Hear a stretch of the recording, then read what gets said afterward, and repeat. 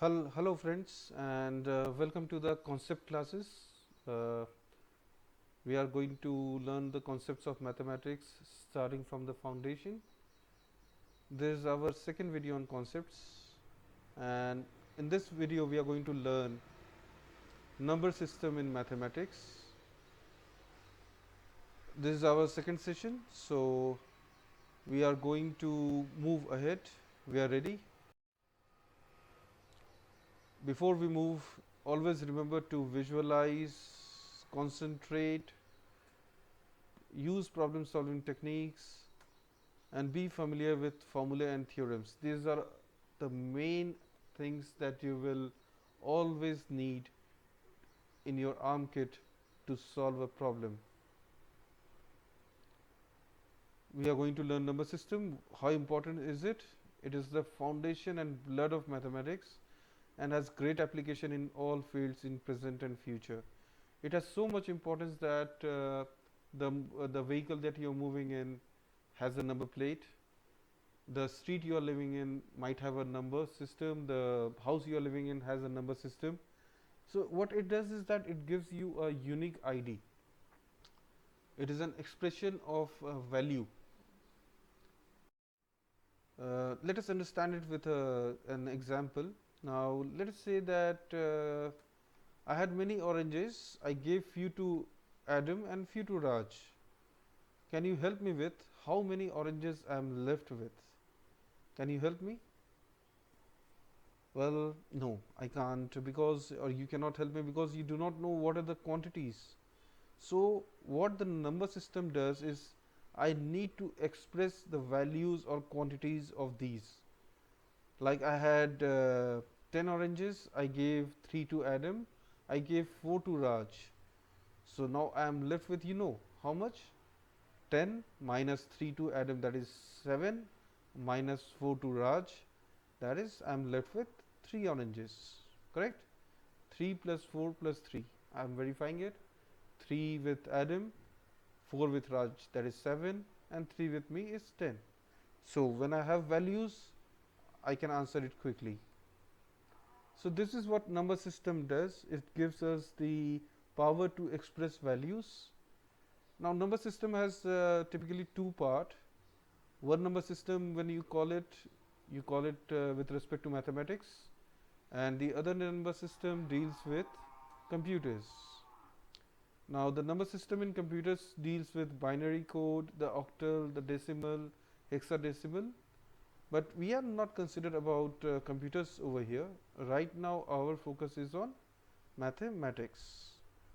So we will focus on this mathematics part.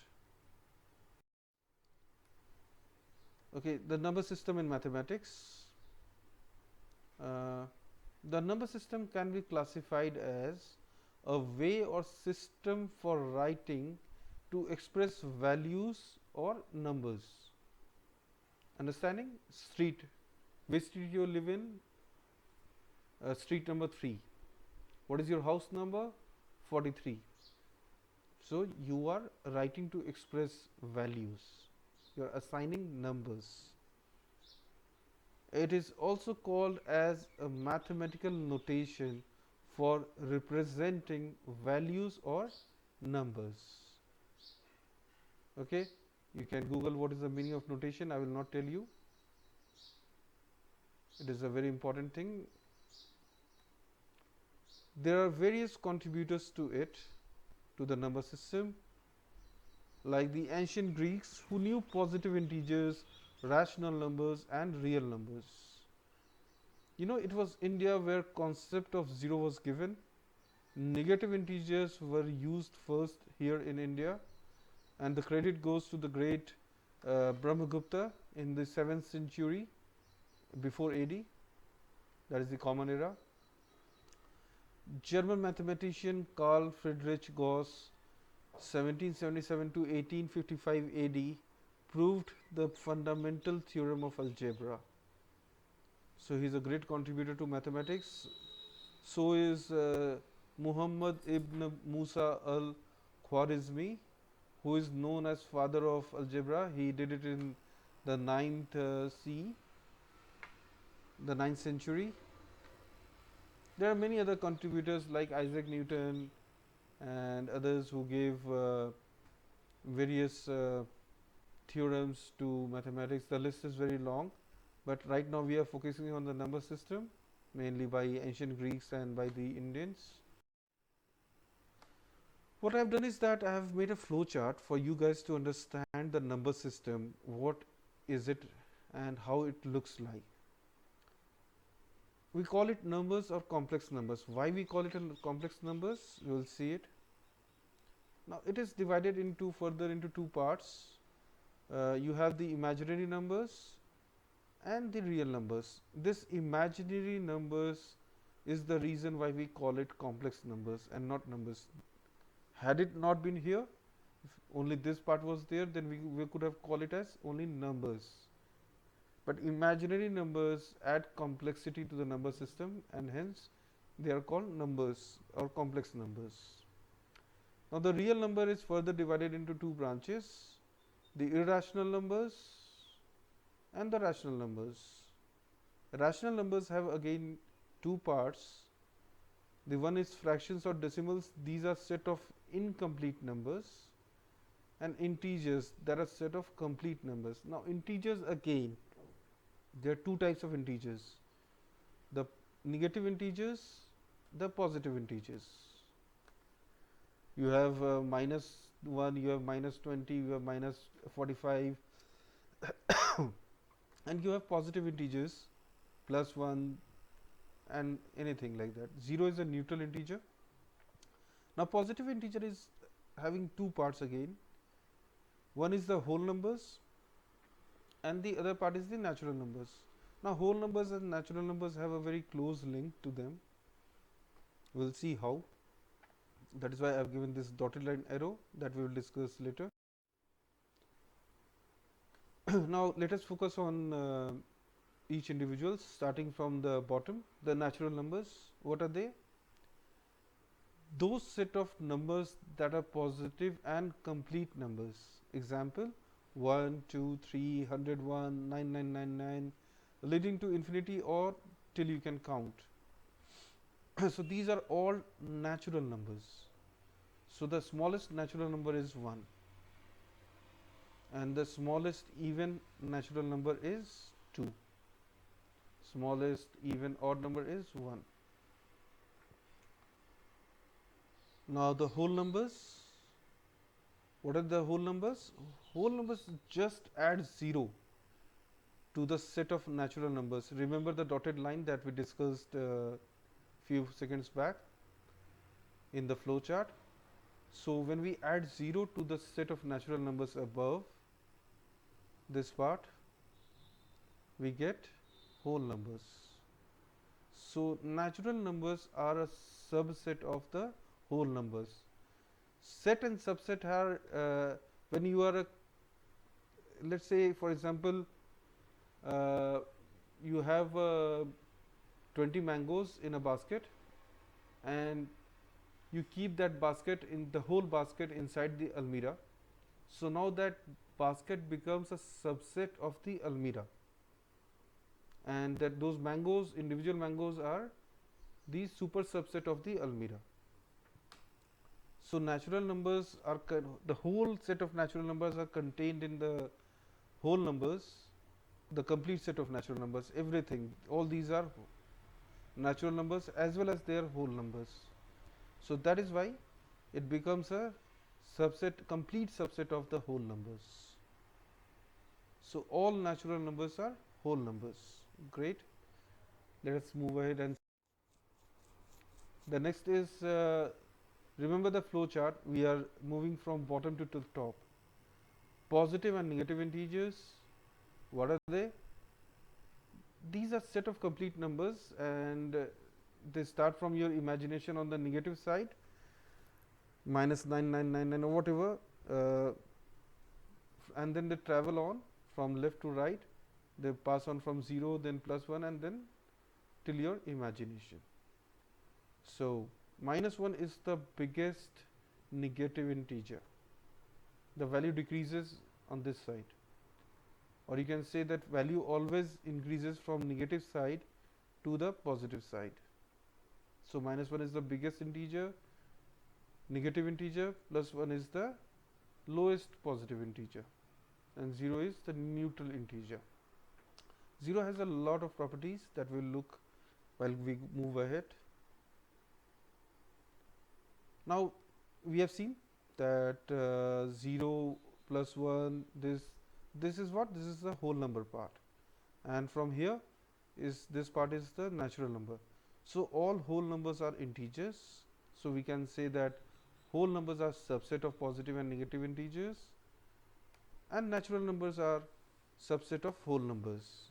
So if these are mangoes, remember in our example, this is a basket, this is the almirah. So the whole positive and negative integers contain all whole numbers, and whole numbers contain all natural numbers in them. Liking it? Okay. Now we have a separate part from, apart from those complete numbers, we have got some incomplete numbers, set of incomplete numbers that are termed as fractions or decimals. These are set of incomplete numbers that are represented as decimals, such as 9.67 or minus 223.878. These are just examples, and so on. Or they can be represented in terms of fractions, such as 18 by 7 or minus 12 2 by 3, and so on. The only exception is 0 cannot be in denominator. Why? Because any number divided by 0 is not defined. But what are these fractions? Are they lying alone? No. They belong to a family, a super family known as rational numbers. Because they are rational, they have an expressible value. So natural numbers, whole numbers, integers, be it positive or negative, fractions and decimals are all part of natural numbers. So this is the super family of rational numbers. They have fractions and decimals, and they also have positive and negative integers. Positive and negative integers contain whole numbers contain natural numbers. So to sum up, all the numbers that have an expressible value and can be represented in the form of a divided by b, where b is not equal to 0, mind it. Why? Because when b is in denominator, that number cannot be defined. So b is not equal to 0 are called rational numbers. So again I am repeating, so all fractions or decimals and integers are rational numbers. See, now integers have whole, whole have natural. So these are not interconnected, but they belong to the same family of rational numbers. These are set of incomplete numbers, these are set of complete numbers. Now we have more to it. We have rational, so we have irrational. The numbers which cannot be written in the form of a by b, where a and b are integers and b is not equal to 0, and are called the irrational numbers. These are called irrational numbers, like for example root 7 or root 3, 2 by 7, and so on. When these numbers are expressed in decimal form, they are neither terminating nor repeating. This is very, very important. It can give you marks in your exams also, wherein you need to define or identify if a number is irrational or rational. So if they are neither terminating nor repeating, that means, like for example 3.12394 and so on. What is repetition? If it is 494949, then it is a repetition. Or if it terminates after 3.6783, that means it is a rational number. But in this case, root 7, root 3, these are examples of irrational numbers. Now they belong to the family of real numbers. They are real because they can be expressed and they have values. Real numbers include both rational as well as irrational numbers.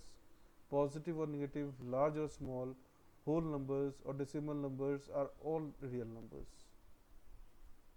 Okay, so real numbers is a bigger family that contains irrational as well as the rational numbers. What we have next is imaginary numbers. These are the contributors to the number system that makes it complex.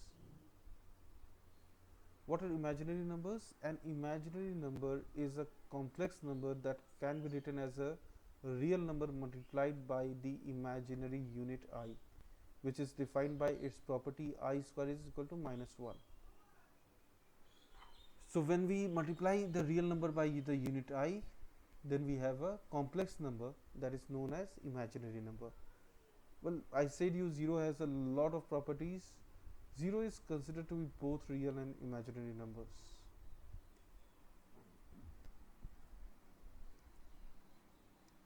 What do they belong to? Imaginary number belongs to the family of numbers and complex numbers.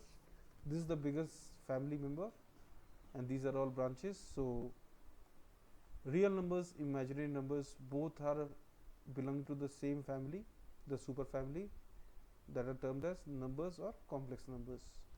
Now, I think you have understood, or you have gone through with the examples, understanding each type of number separately and how are they interconnected. I have drawn a superset for you to understand it easily. Let us see how it works. Now, these are natural numbers, the smallest, they belong to the whole numbers. Now, what do they belong to? The positive and negative integers. Now, we have a separate part. These are complete numbers, these are incomplete numbers. They belong to the same family called as rational numbers. This is the biggest family here, but again we have irrational numbers. Now, all rational or irrational, they belong to the same family of real numbers. Do we have a bigger one, a bigger family? Yes, we have. When we have real numbers, we have imaginary numbers, the I part. They belong to the super family known as numbers or complex numbers. Okay, so this picture is very important, that flow chart and this picture you can draw on your own, you can practice. It gives you a lot of important information, and I hope your concept is now clear about the number system in mathematics. If you have any query, you have any doubt, then what you can do is that you can send WhatsApp on this number 700-461-4975. Do not call, only WhatsApp is entertained on this number. What we'll do is that you have to send us your name, your age, your class, your school and city. Why do we need this? Is we need to understand that how to help you and how to make your concept more clear. So going ahead, we are going to have more concepts, we are going to be learning more, and we'll have more fun. So stay tuned. All the best. Stay happy. Goodbye.